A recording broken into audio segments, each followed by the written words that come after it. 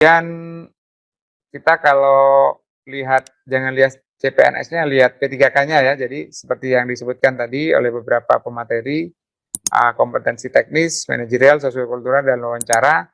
Soalnya nanti insya Allah ini harus ada Permenpan, Kepmenpan yang baru. Jadi ini masih bisa berubah ya. 145 untuk teknis, manajerial, dan sosiokultural, serta plus 10 soal wawancara. Akan dilakukan dalam 120 menit, dan untuk disabilitas diberi bonus 30 menit, jadi 150 menit. Dan di masa pandemi, sesinya akan, kalau memakai KBKN ada hanya 3 sesi, dengan jangka waktu seperti yang disebutkan di atas. Untuk hari Jumat khusus ada 2 sesi. Untuk kompetensi teknis adalah yang sesuai dengan teknis jabatannya, sedangkan manajerial itu akan ada integritas, kerjasama, komunikasi, orientasi publik, dan sebagainya. Kemudian yang sosiokultural, kepekaan terhadap perbedaan budaya, kemampuan berhubungan sosial, dan kepekaan terhadap konflik dan empati.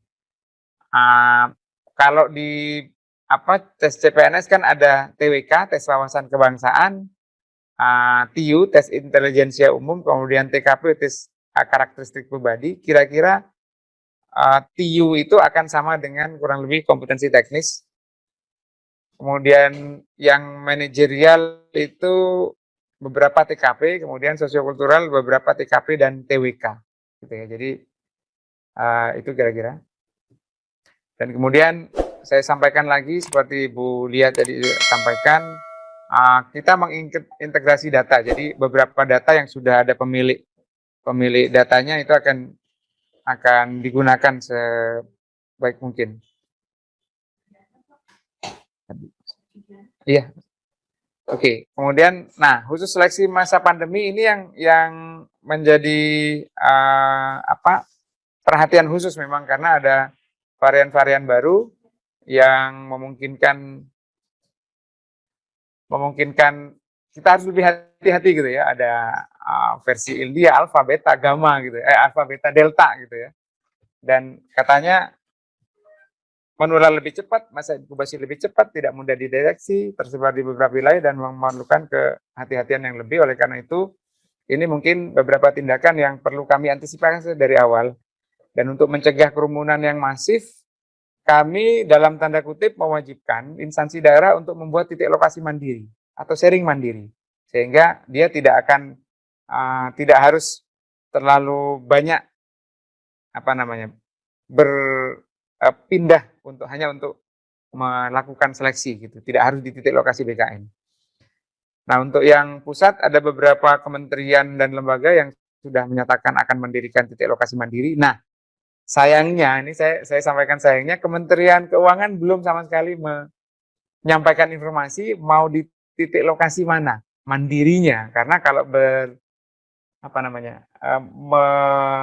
bersandar sepenuhnya pada BKN, itu kami hanya diberi waktu 40 hari Pak untuk melaksanakan seleksi kompetensi dasar dan garing seleksi kompetensi P3K non guru gitu ya. Jadi mohon, karena terus terang saja Kementerian Keuangan adalah salah satu honeypot gitu ya.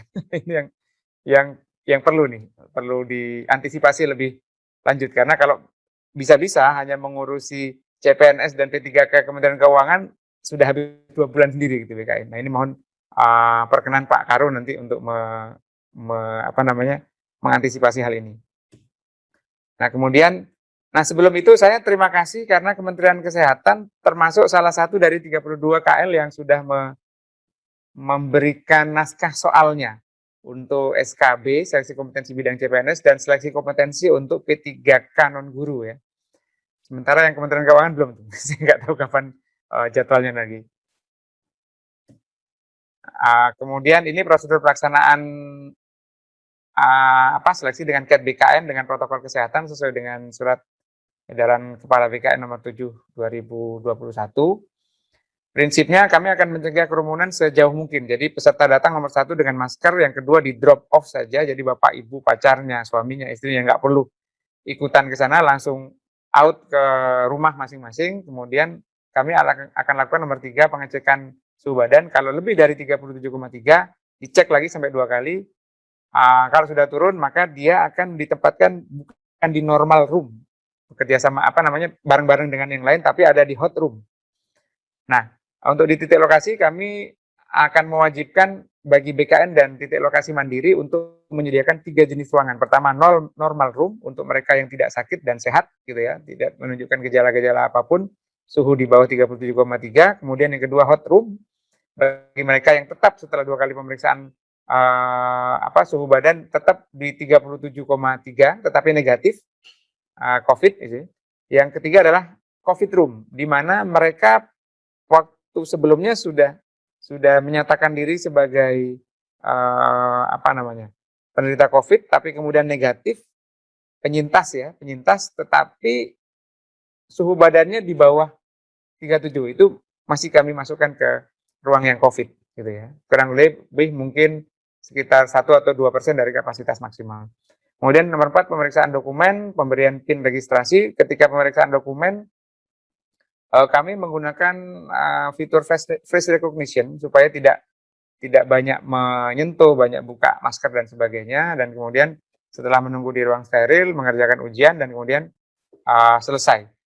Peserta sesi 1 tidak akan bertemu dengan sesi yang kedua dan sebagainya, karena kami menerapkan one way mekanisme untuk di titik lokasi. Dan hasilnya pun akan secara real time kami pancarkan di live streaming YouTube, sehingga tidak perlu ada kerumunan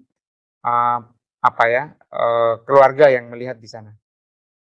Kemudian ini fitur-fitur baru, yang sebelah kiri adalah live scoring YouTube, kemudian fitur presensi sebelah kanan dengan aplikasi juga. Kemudian yang terakhir, tahun ini kami sudah mulai mencoba untuk face recognition, ya. Nah, sebagaimana sudah ada di tahun-tahun sebelumnya dan disampaikan oleh Permenpan, setiap kementerian, lembaga, daerah atau instansi itu wajib membuka help desk. Nah, BKN di dalam sistem SSC ASN itu juga sudah ada. Jadi daripada menyampaikan keluh kesah di medsos, kemudian lapor kemana-mana, ke ombudsman dan sebagainya, masih ada fitur help desk yang bisa dipakai oleh peserta jika akan bertanya atau mengalami kendala. Dan aduan tersebut akan dijawab oleh tim help desk BKN jika itu tentang sistem, dan juga tim help desk instansi jika materinya tentang instansi. Kemudian kontak penting instansi dan lain-lain akan ada di ssndata.bkn.go.id/info.